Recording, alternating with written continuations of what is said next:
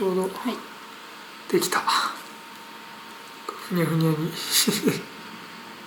だきます。いただきます。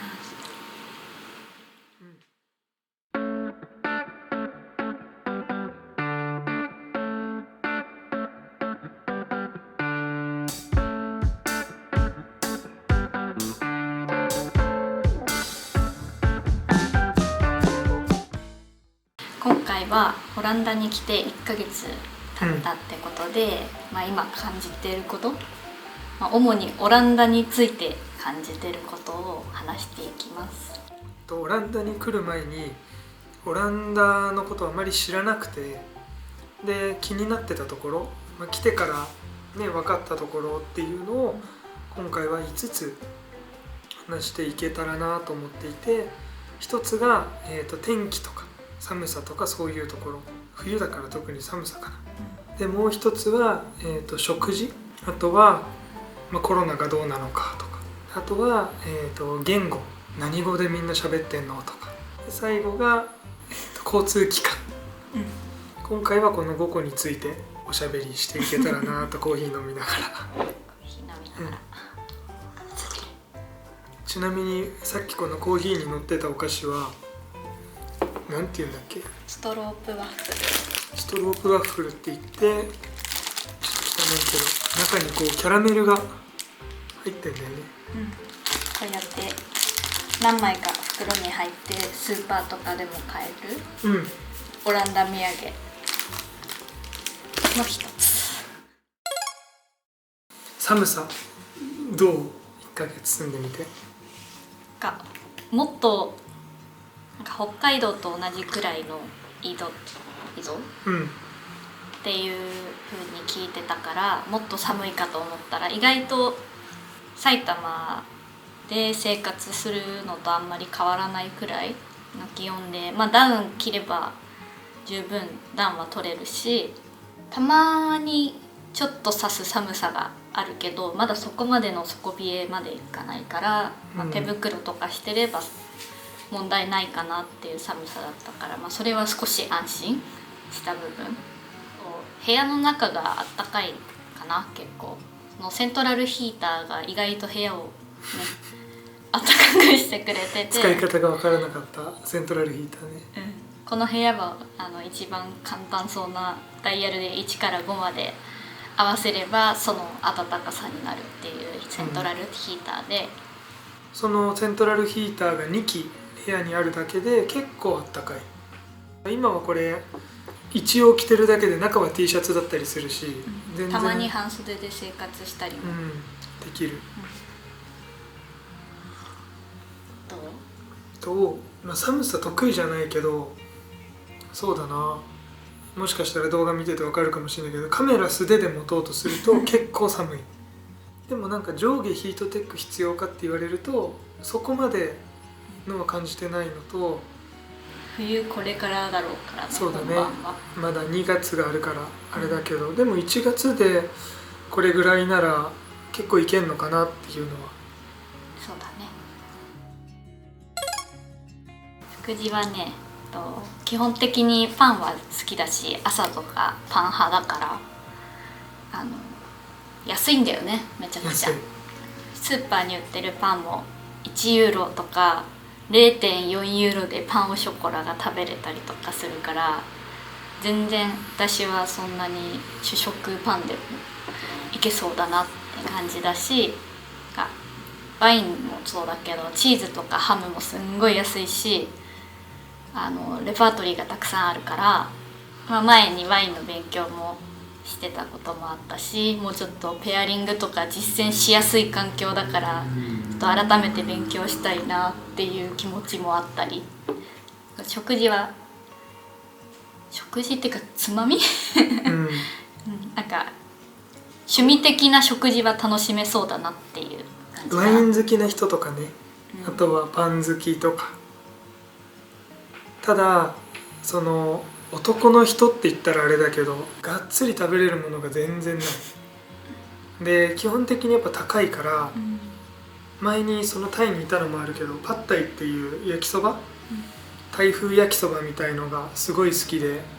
23回食べてたよね、同じ場所の気に入って、でも1人前15ユーロ、日本円にしたら下手したら2000円弱、焼きそばだよっていう。タイだったらだってね200円ぐらいで食べれてた量が、今もう10倍って考えたらちょっときついよね。だ結構がっつくって意味だとやっぱハンバーガーとかピザとかジャンクフードに偏りがちっていうのは、なんとかしなきゃなって思ってるここ最近のところ、インスタで買ったものとかそう記録したりね、食材をどんなもの買ったかと金額と、あとは忘れないようにどこで買ったかってやっておくと、なんか他の場所行った時とかここより安く買えたなとかにもなるし、ここで安いものでまずお腹いっぱいになれる体を作ろうかなっていう1ヶ月だね。オランダ全体のコロナの件数っていうのが今だいたい3万人から4万人1日で、ロックダウンの状況でもずっと今それぐらいで、1週間でね20万人とか出てたりするから、結構、日本と最近の日本と同じぐらいかなとかって思いがちだけど、オランダってすごくちっちゃい国で、人口でいうと本当東京都と同じぐらい、2019年のその WHO の情報だけど、1700万人ぐらいがオランダ人というかオランダに住んでる人口で、そのうちの毎日3万人4万人ってなると、日本のね1億超えてるような人口の3万人4万人とちょっとわけが違うから、そこに関しては結構、引き続き今ねロックダウンが12月の19日からか、来てすぐ結構厳しいロックダウンが始まって、スーパーと病院しか開けませんっていう。で翌日の15日から、少し緩和して、食料品以外のお店も開けてよくなったんだけど、ただ引き続きその飲食店とかっていうのがまだ開けられない。だからオランダで外食がまだ1回もできてない。テイクアウトはできるんだけどね、デンハーグとその周辺の街を見ている感じだとそんなに人がいない。で歩いてる人は基本マスクしてないかな、でバスとかトラムとか乗ると車内はマスクしてる人はたくさんいる。ほぼみんなしてるかな、なんか電車に乗るとしなきゃっていう感じでみんなこうバッグから出したりとか。でもスーパーは、基本つけてるけど外してる人もちらほらいてるね。なんか日本から来る前のイメージってみんなつけるのが嫌で、つけないみたいなイメージだと思ってたけど、いざ来てみるとその普通に街中歩いてる人でもマスクつけてる人もいたりとか、逆にそれに驚いたみたいなのはあるかも。そうだね、だから意外と感染対策ちゃんとしてるのと、比較的自分でちゃんと自衛しながら、日本と同じで、どこの国もそうだと思うけど、気にする人はちゃんと自分で気にして自分で健康管理できれば大丈夫なのかなって。オランダは、一応公用語がオランダ語で、大半の人が英語が話せるっていう情報をもとに、ここなら生活できるだろうと思ってオランダに来たんですけども、実際はどうですか？実際でも例えばスーパーに行って商品を陳列している人に英語で話しかけて、果たして日本のスーパーの人がどれだけ答えられるかとか、ホームセンターの人がどれだけ英語で答えてくれるかとか、もちろん回答はしようとしてくれるだろうけど、答えられるかどうかって結構その年齢だったり地域だったりとかいろんなところが影響してくると思うけど、オランダは割とどこでも返ってくるよね。これっていくらかなとかって聞くと、まあもちろんオランダ語で返してくる人はいるけど、でもオランダ語で返してきても結局英語が理解できてるからうん回答してくるっていうのが、ああ確かにここ英語通じるなって。あとは都市部じゃないところでこうだから繁華街から外れたエリアだよね、今いるのは。そこでもこんなに英語通じるんだは驚いたところ。ただ、まあ、英語は話せる人は多いけど街中のね看板とか、それこそスーパーの商品名とかが全部オランダ語で書いてあるから多少はね勉強しといた方がいいんだろうなっていうのは日に日に感じてたり。だから、まあ、さっきちらっと話したそのインスタ、食べ物とかのインスタのところも実はその普段の買い物で Google トランスレートを使ってこうカメラでこれって何なんだろうとかあとはチーズの種類がありすぎてね何がどれなんだろうってやってたんだけど、混んでる時間とかだと結構やっぱ大変で結構後ろで人待ってたりね。そうで本当食べ物とか少しずつでもオランダ語が読めた方が生活しやすい。生活しやすいから今ねアプリで一生懸命そう勉強したりとかトラムって日本にない？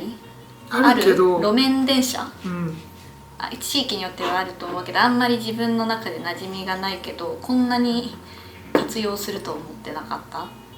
結構ね場所によっては本数もすごい多いしで意外とスケジュールがちゃんと正確で、アプリでも見れるし駅に看板で何分後に来るっていうのも書いてあったりするから全然ねなんか30分遅れてくるとか気づいたら行っちゃってたみたいなことは今のところない。本当日本の電車日本のバスみたいな感じで使えるからで昨日初めてバスに乗ったけどものすごい綺麗だし、でバストラム電車全部がその OV チップカードっていう、まあ、日本でいうとこのスイカパスモの IC カードと同じ感じで使えて電車賃の相場も今までで一番長い距離乗ったのがそのスキポール空港からデンハーグか、まあ、要は空港に着いて荷物と一緒にデンハーグの駅まで来たのが10ユーロいかないぐらいだよね。1300円1400円とかだから本当東京に近いその埼玉のエリアとかで住んでるところからその成田行ったりとかっていうのとあんまり金額変わらない、距離で見たらもしかしたら割高かもしれないけど、その空港に行くとか、主要駅に行くっていう用途から換算すると日本とさほど変わらないのかなっていうのは、交通機関に対する印象かな。